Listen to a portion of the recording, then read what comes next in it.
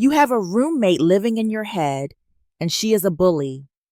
She follows you around 24 hours a day, pointing out every mistake, every wrinkle, every awkward conversation. If you talk to your friends the way you talk to yourself, you would have no friends left. So why do you let this voice run the show? It is time to serve that roommate an eviction notice. Welcome back to the Midlife Reset Manual. Today, we are going deep into the heart of the 40s. This decade is intense. It is often called the squeeze. You are squeezed between growing children who need you and aging parents who need you, and a job that demands more of you. The pressure is enormous, and instead of being on your own team, you have turned against yourself. You think that if you whip yourself harder, you will finally get everything done. You will finally be perfect. But I am here to tell you, the whip doesn't work. It only leaves scars, and it exhausts the only person capable of saving you. Let me introduce you to Nina. Nina is 46. She works in real estate and has 2 teenagers. Last month, she missed an important deadline for a client because she was up all night with her sick mother. When she realized the mistake, she didn't just feel regret. She felt self-hatred. She sat in her car and said out loud, "You are so stupid. You are a mess. You are going to lose everything because you can't get it together." She spiraled. For 3 days, she was anxious. She couldn't sleep. She was snapping at her kids. The mistake was fixable, but her reaction to the mistake was destroying her. Then she did something simple but radical. She looked at a photo of her daughter on the dashboard and she asked herself, if my daughter made this mistake, would I call her stupid? Would I tell her she's a mess? No, I would tell her she is human. I would tell her to breathe and fix it. In that moment, Nina put her hand on her own chest. She took a deep breath and she said, "I forgive you. You are tired and you are doing the best you can." And just like that, the panic broke. The heavy fog lifted, and she had the clarity to call the client and solve the problem. Nina's story is not unique. It is the story of every woman who confuses self-criticism with self-improvement. We think that if we are kind to ourselves, we will become lazy. We will lose our edge. We will stop achieving. But the science tells us the exact opposite. Self-criticism triggers the stress response. It pumps cortisol into your veins. It shuts down the creative part of your brain. Self-compassion triggers the care system. It releases oxytocin. It makes you feel safe enough to try again. Let's talk about the difference between self-esteem and self-compassion, because we often mix them up. Self-esteem is a fair-weather friend. It is there when you are winning. When you get the promotion, when you fit into the genes, self-esteem says, "You are great because you are better than others." But what happens when you fail? What happens when you stumble? Self-esteem walks out the door and leaves you alone in the dark. Self-compassion is different. Self-compassion is the friend who sits with you in the mud. It doesn't care if you won or lost. It cares that you are hurting. It says, "This is hard, and everyone fails sometimes, and you are still worthy of love." Even when you are on the floor, I remember when I hit a wall at 42, I was trying to launch a business and it flopped. I lost money. I lost face. My inner critic was having a field day. She told me I was a fraud. She told me I should just give up and go back to a cubicle. I believed her for weeks, until I realized that this voice wasn't protecting me. It was keeping me small. It was keeping me safe from future pain by ensuring I never took a risk again.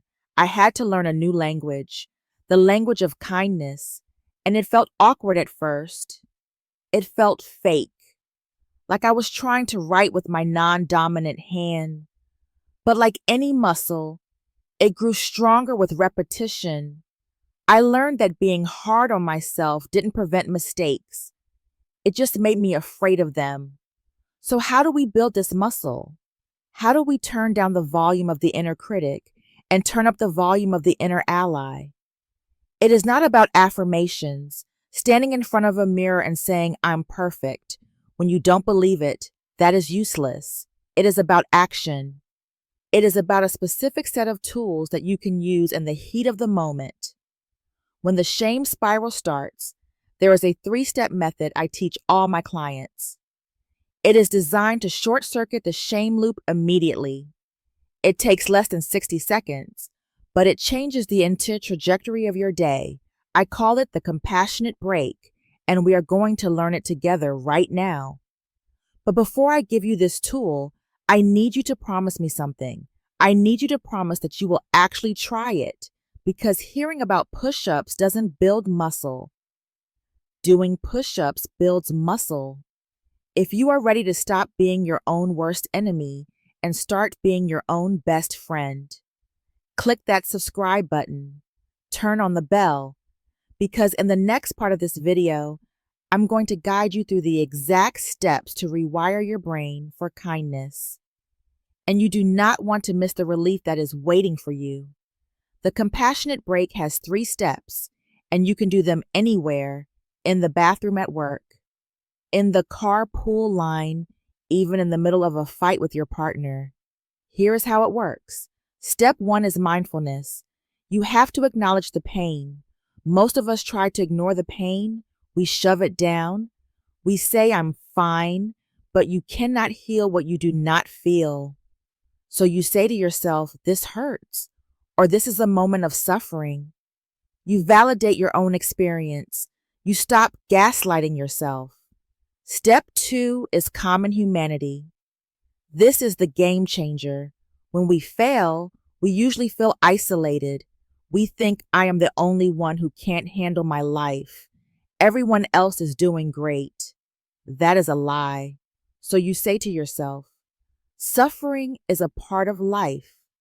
Other people feel this way too. I am not alone in this. This simple sentence breaks the bubble of isolation. It connects you back to the humans, race. Step 3 is self-kindness, and this involves a physical gesture. I want you to place your hand over your heart. Right now, feel the warmth of your hand on your chest. Research shows that this physical touch releases oxytocin. It calms your nervous system immediately. And while you hold your hand there, you say, may I be kind to myself in this moment.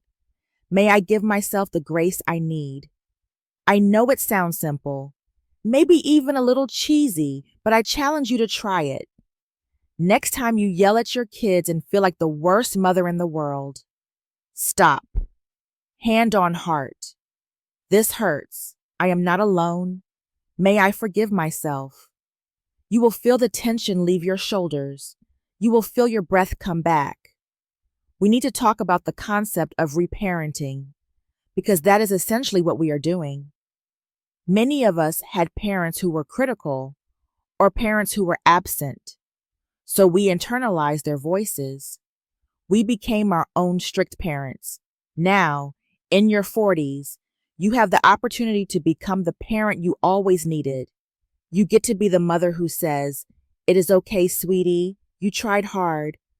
Let's try again tomorrow. Think about a small child learning to walk. When they fall down, you don't scream at them. You don't say, look at you, you are pathetic. You will never walk. You pick them up. You kiss the boo-boo and you encourage them to stand up. Why do you treat your inner child with any less compassion? She is still in there and she is terrified of failing you.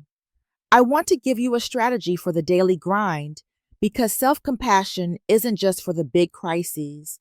It is for the Tuesday afternoon slump. It is for the moment you look in the mirror and don't like what you see. I call this the good enough standard. We are recovering perfectionists. We think everything has to be A+ work. The dinner must be organic and made from scratch. The presentation must be flawless. The house must be spotless. But perfectionism is a shield. It is a heavy 50-pound shield we carry around, thinking it will protect us from judgment. Drop the shield. Aim for B- work in the areas that don't matter. Store-bought cookies for the bake sale. B-. A messy living room because you decided to read a book instead. B-. And realize that the world does not end. In fact, the world opens up because you have energy left over for joy. There is a powerful question you can ask yourself when you are beating yourself up. Ask, who is speaking right now? Is this my voice? Or is this my mother's voice? Is this my father's voice? Is this society's voice? Usually, it is not you, it is a recording playing on a loop. You have the power to press stop and record a new message. I want you to write a letter to yourself, not a burn letter this time, but a love letter.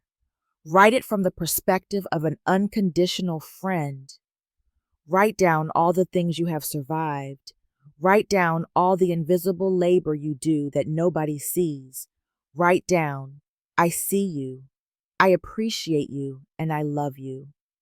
Read it every morning before you look at your phone, before the world tells you who you should be. Remind yourself who you are. Your relationship with yourself is the longest relationship you will ever have. You are the only person who will be with you from your first breath to your last breath. Husbands may leave.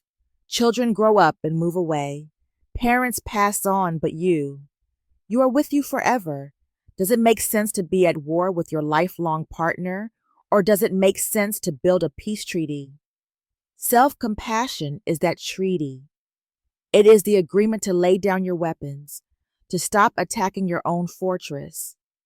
It is the decision to be your own sanctuary, so that when the world is harsh, and the world will be harsh, you have a safe place to land, and that safe place is inside your own skin. You have spent 40 years pleasing others, achieving, performing. Let the next 40 years be about befriending yourself. Let it be about softness, because soft things do not break. They bend and they survive the storm. If you feel a shift in your chest, if you feel a little lighter, that is the beginning of healing. Take that feeling with you into your day. Protect it, nurture it, and share this message with a woman who is tired of fighting herself. We are all in this together, learning to put down the whip and pick up the hand of the woman in the mirror. Thank you for being here. You are worthy, just as you are.